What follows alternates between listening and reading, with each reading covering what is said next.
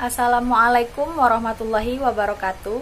Perkenalkan, nama saya Karisma Putri Khairunisa dengan NIM C1B019041 dari kelas R003 Prodi Manajemen Fakultas Ekonomi dan Bisnis Universitas Jambi.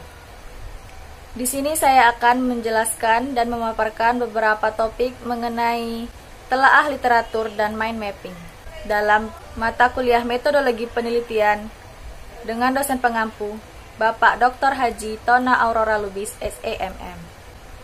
Di sini saya memiliki cukup banyak topik pembahasan. Yang pertama, pengertian telaah literatur.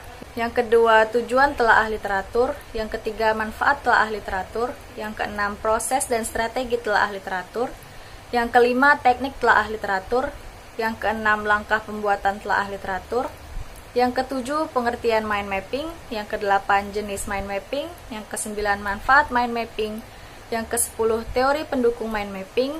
Yang 11, langkah pembuatan mind mapping. Dan yang ke-12, kelebihan dan kekurangan mind mapping. Baiklah, langsung saja memasuki topik yang pertama, yaitu pengertian telaah literatur. Telaah literatur adalah analisa berupa kritik membangun maupun menjatuhkan dari penelitian yang sedang dilakukan terhadap topik khusus atau pertanyaan terhadap suatu bagian dari keilmuan yang berisi ulasan, rangkuman, dan pemikiran penulis tentang beberapa sumber pustaka seperti artikel, buku, slide, informasi dari internet, dan lain-lain tentang topik yang dibahas. Telaah literatur yang baik harus bersifat relevan, mutakhir, dan memadai, sehingga telaah literatur membantu peneliti dalam menyusun kerangka berpikir yang sesuai dengan teori, temuan, maupun hasil penelitian sebelumnya dalam menyelesaikan rumusan masalah pada penelitian yang dibuat. Yang kedua adalah tujuan telaah literatur. Yang pertama, mendefinisikan dan membatasi masalah. Yang kedua, menempatkan penelitian dalam perspektif sejarah. Yang ketiga, menghindari duplikasi atau plagiarisme. Yang keempat, memilih metode dan langkah-langkah yang tepat. Yang kelima, menghubungkan hasil penelitian sebelumnya. Yang keenam, mengembangkan hipotesis penelitian. Yang ketujuh, menemukan acuan definisi bagi konsep-konsep penting yang digunakan serta menjelaskan aspek-aspek yang tercakup di dalamnya. Yang ketujuh, memperoleh pijakan untuk dapat mengemukakan penjelasan-penjelasan teoretik. Yang kedelapan, membantu menemukan keyakinan mengenai posisi-posisi penelitian. Dan yang kesembilan, dapat mengemukakan penegasan mengenai posisi hasil penelitian yang dilakukan di antara penemuan-penemuan penelitian yang lainnya. Topik yang ketiga yaitu manfaat telaah literatur. Telaah literatur memiliki beberapa manfaat, yaitu memahami dengan baik sejarah perkembangan dari tema riset yang diangkat serta berbagai kontroversi yang melingkupinya, memahami dengan baik konsep-konsep kunci, gagasan, studi, model utama yang terkait dengan tema yang diteliti, mampu mendiskusikan gagasan-gagasan yang berkembang dalam konteks yang sesuai dengan penelitian yang dilakukan, mampu melakukan evaluasi atas hasil karya orang lain, membentuk sebuah kerangka teoritis atau topik atau bidang penelitian, menjelaskan definisi, kata kunci, dan terminologi, menentukan studi, model, studi kasus yang mendukung topik, dan yang terakhir menentukan lingkup penelitian. Selanjutnya, topik yang keempat, strategi dan proses telaah literatur. Proses pencarian telaah literatur terdiri dari beberapa bagian. Yang pertama, analyze the problem statement. Yang kedua, search and read secondary literature.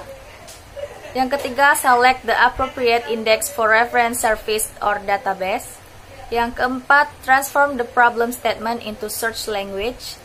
Yang kelima, conduct a manual and or computer search. Yang keenam, read the pertinent primary literature. Yang ketujuh, organize notes. Yang kedelapan, writes the review. Adapun strategi dalam pencarian literatur adalah sebagai berikut. Yang pertama, proses pencarian literatur tergantung pada tema penelitian yang dipilih. Yang kedua, pilih tema yang sesuai dengan bidang penelitian. Topik yang kelima adalah teknik telaah literatur. Yang pertama adalah compare. Ketika melakukan telaah literatur, dapat dilihat kesamaannya antara literatur yang didapat dengan yang akan diteliti. Yang kedua, contrast. Ketika melakukan telaah literatur, dapat dilihat ketidaksamaannya antara literatur yang didapat dengan yang akan diteliti. Yang ketiga, criticize. Literatur yang dibaca akan memberikan pandangan mengenai apa yang dibutuhkan. Yang keempat, synthesize. Bandingkan literatur satu dan lainnya sehingga kaitannya dapat memberikan informasi yang terkait. Yang kelima, summarize. Hasil dari pencarian literatur yang dibutuhkan dan sesuai dengan topik penelitian dibuat dengan ringkas. Topik yang keenam adalah langkah pembuatan telaah literatur. Dalam membuat telaah literatur, ada beberapa hal yang harus diperhatikan. Yang pertama, apakah teori atau masalah utama yang diangkat dalam teks, misalnya buku atau artikel. Yang kedua, catat secara detail halaman referensi yang Anda anggap mungkin berguna dalam telaah literatur.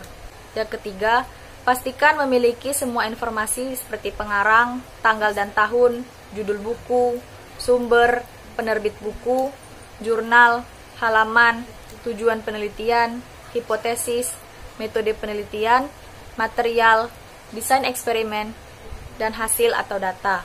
Yang keempat, catat bagaimana pengarang menggunakan materi asal. Jika meniru kata-kata pengarang secara langsung, pastikan menempatkannya dalam tanda petik dan menyebut halamannya.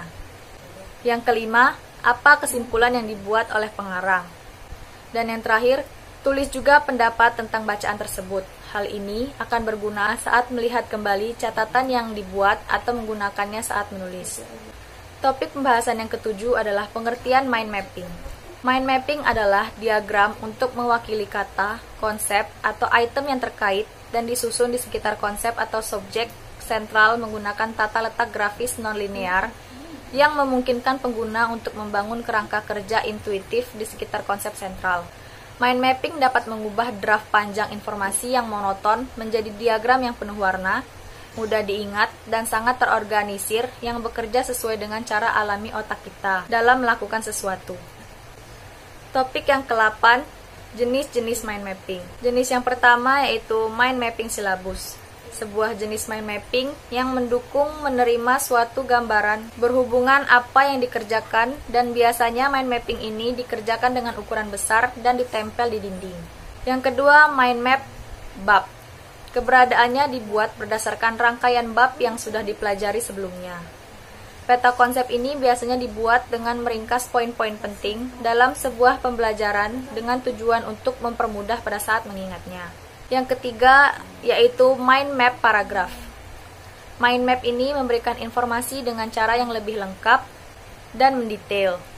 Tidak hanya melihat keterangan ringkas dari setiap bab yang dipelajari, namun juga keterangan dari masing-masing bab yang dibahas. Topik yang ke-9 yaitu manfaat mind mapping. Manfaat mind mapping yang pertama yaitu mencatat. Yang kedua, brainstorming secara individu ataupun kelompok. Yang ketiga, penyelesaian masalah. Yang keempat, belajar dan menghafal. Yang kelima, perencanaan.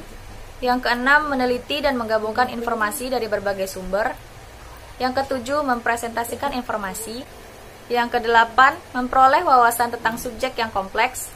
Yang kesembilan, melatih diri memahami berbagai informasi penting. Yang 10, melatih mengorganisasikan dan mengelompokkan informasi-informasi penting dari konsep atau ide utama materi pelajaran. Yang 11, meningkatkan ketelitian dalam menyusun informasi. Ke-12, meningkatkan kemampuan seseorang dalam memahami sesuatu. Yang ke-13, meningkatkan kreativitas dan produktivitas. Dan yang ke-14, menghemat waktu. Selanjutnya, topik yang ke-10 mengenai teori pendukung mind mapping. Teori yang pertama adalah teori Piaget. Teori ini menyatakan bahwa pengetahuan datang dari tindakan dan perkembangan kognitif seseorang sebagian besar bergantung pada seberapa jauh seseorang memanipulasi dan aktif berinteraksi dengan lingkungannya. Teori yang kedua yaitu teori Vygotsky. Pandangan Vygotsky mengatakan bahwa seseorang membentuk pengetahuan dari apa yang ia ketahui, bukan hasil kopi dari apa yang mereka temukan di lingkungan. Teori yang ketiga yaitu teori David Ausubel. Teori kognitif David P. Ausubel mengemukakan bahwa belajar dengan hafalan berbeda dengan praktek langsung. Menghafal akan membantu seseorang mendapat informasi, kemudian memprosesnya ke dalam struktur kognitif belajar. Topik yang ke-11 yaitu langkah pembuatan mind mapping. Langkah yang pertama, pastikan peralatan sudah lengkap.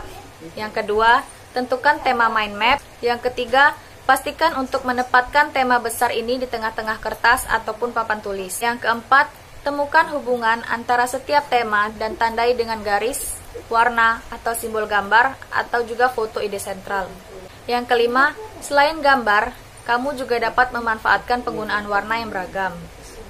Yang keenam, gunakan garis melengkung.